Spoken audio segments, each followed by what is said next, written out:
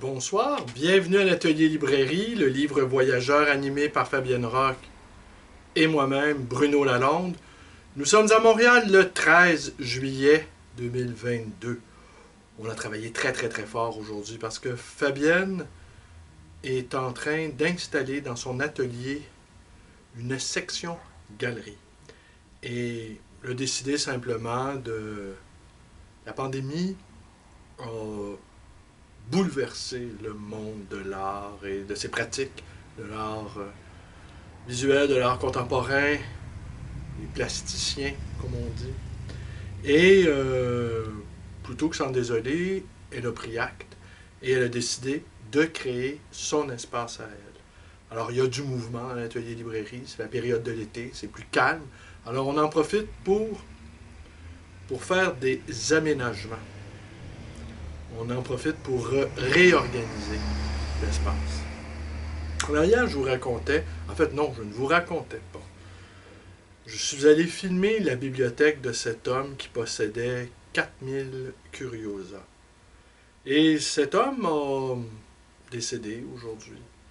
Et nous avons donc eu affaire avec son héritière, au demeurant très sympathique, ça a été... La plupart du temps, de toute façon, ça se déroule très bien quand nous faisons des acquisitions de livres à domicile. Ça se déroule généralement très bien. Et en fait, nous sommes probablement dans les rares professionnels qui, se déplaçant, offrent aussi un montant d'argent et offrent également une sorte d'aide. Parce que souvent, c'est problématique de se retrouver avec une masse aussi considérable de livres dont on doit plus ou moins disposer dans des délais plus ou moins longs, plus ou moins courts. Alors, mais c'est la première fois en 30 ans que je voyais rassembler en un seul lieu autant de livres sur un seul sujet. Et ce qui était assez étonnant, c'est que ça allait dans toutes les directions. Alors, de la bande dessinée, comme vous avez pu le voir. Ouais, je note en passant aussi que le maniement de la caméra laisse tout à fait à désirer. Plan fixe, rien bouge, il y a juste ma bouche qui bouge et mes mains parfois. Ça me va. Mais quand il s'agit de me mouvoir avec l'appareil, c'est déjà plus compliqué. Et la caméra prend un certain temps avant de avoir un bon focus sur l'image. Alors c'est sûr, si je bouge à toute vitesse, tout va être flou. Ça va s'apparenter à du cinéma expérimental, 1 milliard de fois vu. En fait, ça n'a pas vraiment d'intérêt. Il faudrait que je prenne le temps, que je pose et que, bon. Et je pense également prendre l'habitude d'apporter ma caméra lors de ces transactions-là, vous montrer à quoi ça ressemble.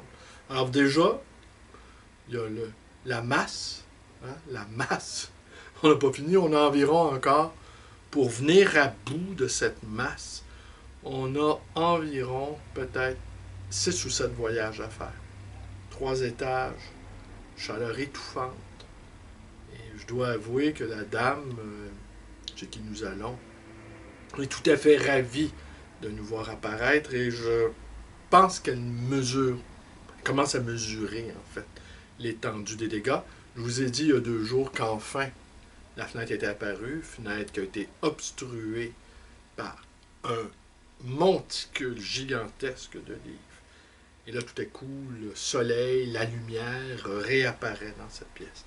Alors, comme je vous sais très curieux, oui, ce que je peux vous dire sur cet homme, c'est que, je peux vous dire un certain nombre de choses, c'est que c'est un ancien hippie qui a vécu avec beaucoup de bonheur, semble-t-il, fin des années 60, années 70. Il a été prof très tôt, il avait à peine 20 ans, il était prof au cégep. Cette époque, du début des années 70, on recrutait on recrutait très facilement des professeurs à des postes, et même certains d'entre eux n'avaient même pas complété leurs études, qu'on les sollicitait pour occuper des fonctions. Ce qui n'est pas le cas aujourd'hui où les places sont rares et chères. Et bien souvent, il y a une question aussi d'affinité, une sorte de népotisme également, une sorte de reconduction de l'entre-soi familial. Il y a également des jeux de coulisses, des profs, surtout dans le milieu universitaire, qui vont préférer un candidat. En fait, ce n'est pas le choix d'un candidat. C'est qu'on a bloqué la route à un autre candidat. Alors, il y a tout un jeu comme ça de, de, de, de guerre de couloir, en quelque sorte, où les ombres s'agitant dans les coulisses font de telle sorte que certains n'obtiennent pas des postes et d'autres obtiennent parfois de manière indue. Ce ne sont pas toujours les meilleurs candidats qui sont choisis. Hein? C'est comme la manière de choisir un pape. Souvent, il y a deux clans qui s'opposent et les deux clans s'entendent sur une chose, c'est choisir un tiers.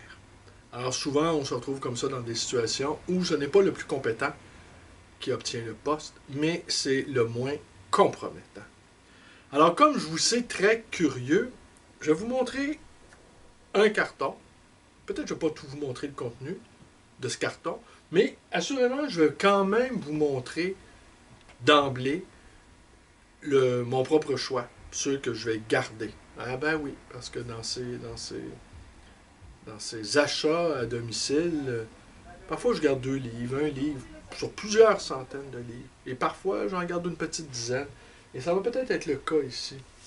Alors, Sexe et littérature aujourd'hui, d'Olivier Bessard-Banqui, qui est un de mes contacts Facebook. Je vous ai parlé de lui l'année dernière, car il a publié un inédit de Jack Tilleulois. Et un inédit, dis-je, et il l'a préfacé. Et je pense, ma mémoire est bonne, il a colligé des notes autour de cet ouvrage. Sophical, des histoires vraies, paru chez Actes Sud. Jacques Drillon, 6 érotiques plus 1, Jacques Drillon, à qui on doit le traité de ponctuation, qui est un livre extraordinaire. Parce évidemment, comme vous l'avez entendu, c'est un traité de ponctuation. Mais les exemples, c'est dans une langue splendide. Et les exemples choisis, bien souvent, relèvent à la fois de la littérature contemporaine et des grands classiques. Et les phrases qu'il nous propose pour illustrer l'art de la ponctuation sont parfaitement géniales. Alors, on s'en doute bien que, voilà. Encore Sophical, Douleur exquise, paru chez Actes Sud.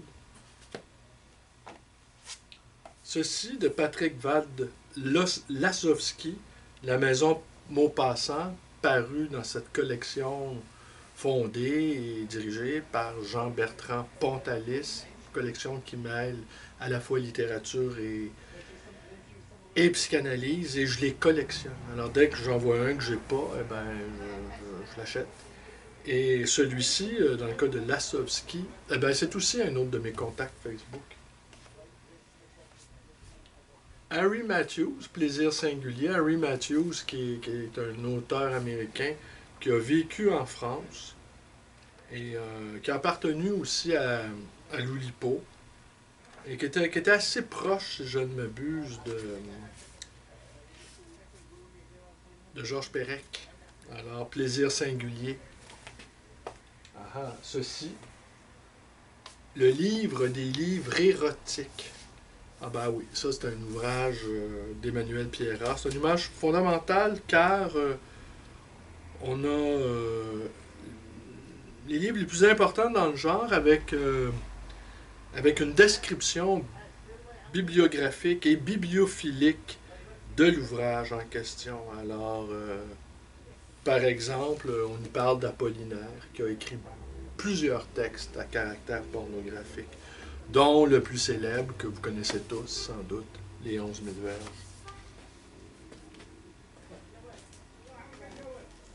verges. Sophical, à nouveau. Le livre n'est pas déballé. Alors oui, parce que cet amoureux de Curiosa a été très rapidement emporté par par un cancer. Alors, il avait quitté le plateau Mont-Royal, le jugeant trop bruyant, trop compliqué, le stationnement. Et en fait, il est allé dans un autre coin de la ville, beaucoup plus calme, avec des arbres, et où les contraintes de vie en commun sont moins épineuses, moins épineuses. Et donc, certains livres, ben, il n'a pas eu le temps, il n'a même pas eu le temps de les déballer. Alors, ouais, Sophie Calle. Et celui-ci, je ne possédais pas parce que j'ai probablement, très certainement, tous les livres de Philippe Solers. Et celui-ci, nu, avec des photos de Willy Ronis. Alors, je suis bien content. Évidemment, les photos sont magnifiques, va sans dire. Willy Ronis est un photographe très important. Alors, je vais vous montrer peut-être une petite quinzaine de titres qui, eux, seront destinés à la librairie. Contes immoraux du 18e siècle, paru chez Bouquin. Les mamelles de Tirésias de Guillaume Apollinaire, voilà, un autre Apollinaire licencieux, avec 6 portraits inédits par Picasso, qui s'y connaissait en matière de licence. Paolo Pasolini, Acte impur, suivi de Amado Mio. David Herbert Laurence, L'amour, le sexe, les hommes et les femmes.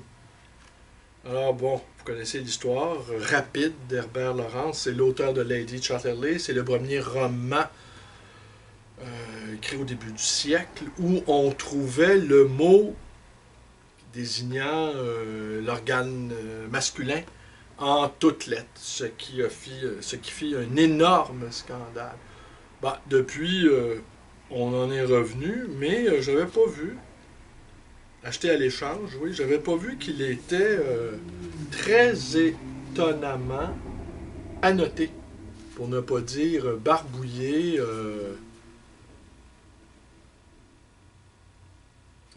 Oui, et c'est assez étonnant. Oui, ça continue. Alors ça, c'est... ouais, c'est vraiment...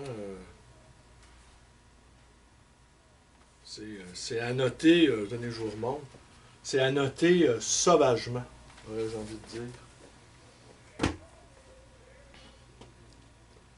Alors, Ivan Klima, alors, Amant d'un jour, Amant d'une nuit, paru chez Anatolia.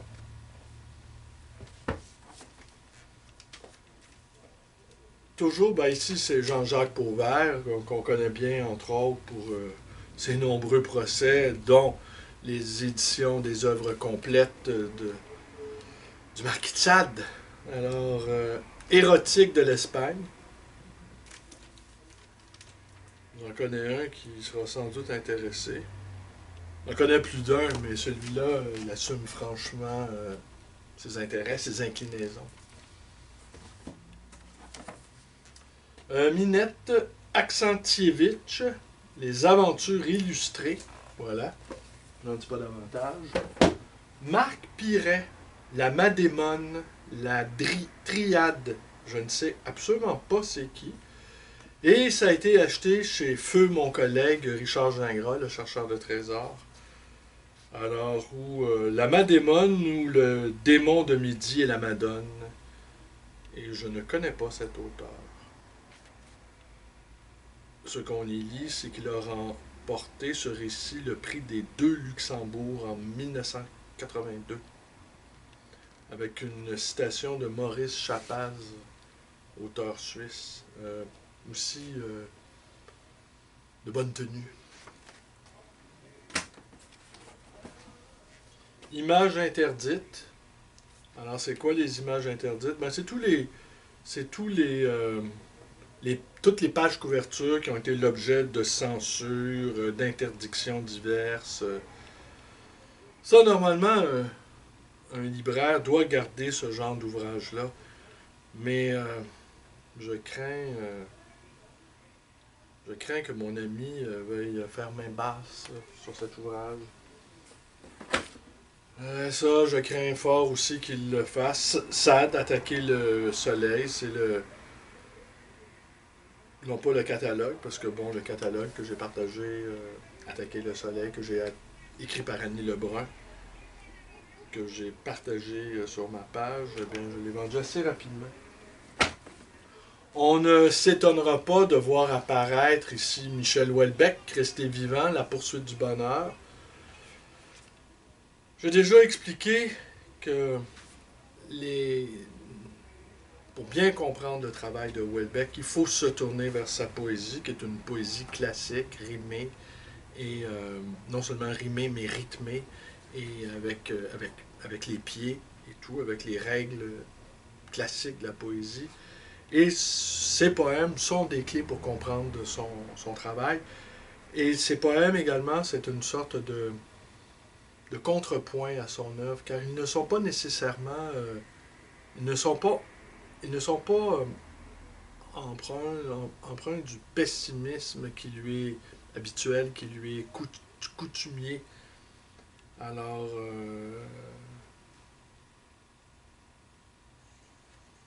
c'est assez étonnant. C'est plutôt bon, en fait. Un autre livre non déballé, Livre de nu d'Alessandro Bertolotti. Alors, ce qu'on y lit en quatrième de couverture, c'est Alessandro Bertolotti collectionne les livres de nu depuis 30 ans. Inégalable, sa collection permet d'explorer la collection photographique des premiers clichés académiques jusqu'aux avant-gardes les plus audacieuses. Ça promet. Henri Miller. Eh ben oui, on ne s'étonnera pas de voir ce cher Henri Miller apparaître. Et Insomnia, qu'il a écrit en français. C'est un de ses derniers livres avant quelques années avant de mourir. Non, il ne l'a pas traduit. Ça a été traduit par son éditeur Georges Belmont et Hortense Chabrier. Mais c'est son écriture, alors il a dû retranscrire la traduction. Allez, je vous en montre encore. Allez, j'en montre 5 autres et ça va être tout pour ce soir.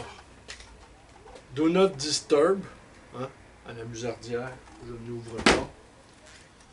Raoul Vanagem, situationniste, compagnon d'armes, de Guy Debord. Nous qui désirons sans fin, un livre extraordinaire. Pendant le printemps 2012, je relisais Vanagem, c'était tout à fait approprié. Ce petit parfum gentillet d'insurrection me plaisait plutôt. Les mystères du confessionnal, manuel secret des confesseurs, suivi de La Clé d'or et du traité de chasteté, chez Philippe Pacci. Alors, ouais, le manuel secret des confesseurs, ouais. Il parle de mouvements désordonnés. Je ne sais pas si ça vous dit quelque chose. Encore toujours dans la collection chez Pauvert, les Eros du dimanche. Alors, c'est la Bibliothèque internationale d'érotologie, le numéro 15. Encore un autre, Mythologie du Saint, toujours chez Pauvert. Et enfin, Digital Diaries de Natasha Merritt, paru chez Taschen, qui n'hésite pas, Taschen, à faire paraître des ouvrages très, très, très licencieux. Et même si Taschen, ce sont des ouvrages grand public, mainstream, peut-être à cause de ça, se jugeant, ne jouant pas la carte de l'esthète licencieux, il n'hésite pas à offrir des produits de consommation qui en mettent plein la vue, aurais-je envie de dire. Alors voilà, je ne sais pas si demain je vais poursuivre sur cette lancée, il reste quand même 4 autres cartons, et c'est nous avons convenu que d'ici quelques jours, je vais retourner parce qu'il y a encore beaucoup de livres de photos, il y a encore beaucoup de livres de littérature. Faut savoir, digérer ces acquisitions-là. Et ben voilà. Alors, mais je vais retourner. Peut-être que je vais ramener ma caméra et essayer d'être plus professionnel cette fois-ci. Un jour, mon amateurisme prendra fin. Et sans doute, cette journée-là, ben, ça sera un triste jour. Je vous remercie d'être avec moi et à demain.